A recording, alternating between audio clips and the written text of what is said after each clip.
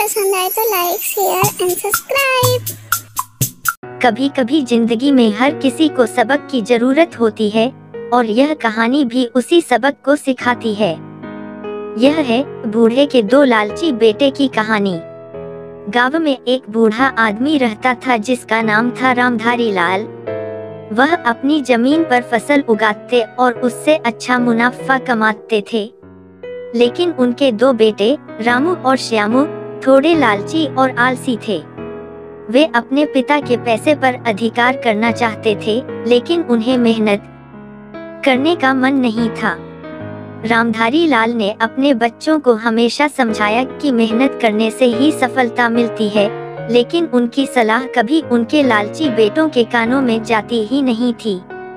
वे हमेशा अन्य लोगों के साथ छल कपट करते और अपने लाभ की चिंता में ही रहते। एक दिन रामधारी लाल बीमार पड़ गए। उन्हें बेहद अच्छे डॉक्टर की देखभाल की जरूरत थी, लेकिन उनके पास पर्याप्त पैसे नहीं थे। इसलिए उन्होंने अपने बेटों से मदद की उम्मीद की। रामू और श्यामू ने अपने पिता की मदद करने के लिए खुद को तुरंत काम पर लगा दिया। वे नहीं चाहते थे कि उनके पिता को किसी भी कठिनाई का सामना करना पड़े। लेकिन जब वे जानकारी पा लिया कि उनके पिता की बीमारी का कारण उनके लालची और आलसी बेटों की वजह से था, तो उन्होंने निश्चित किया कि वे इसे ठीक करेंगे। रामू और श्यामू ने एक साथ काम करके पिता के लिए पैसे इकट्ठा किए और उन्हें अच्छे डॉक्टर के पास ले गए।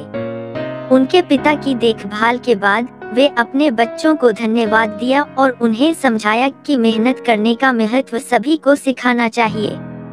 इस कहानी से हमें यह सीखने को मिलता है कि लालच और आलस किसी को भी नुकसान पहुंचा सकते हैं, लेकिन मेहनत और सहायता किसी को भी सफलता और आत्मसंतोष दे सकते हैं।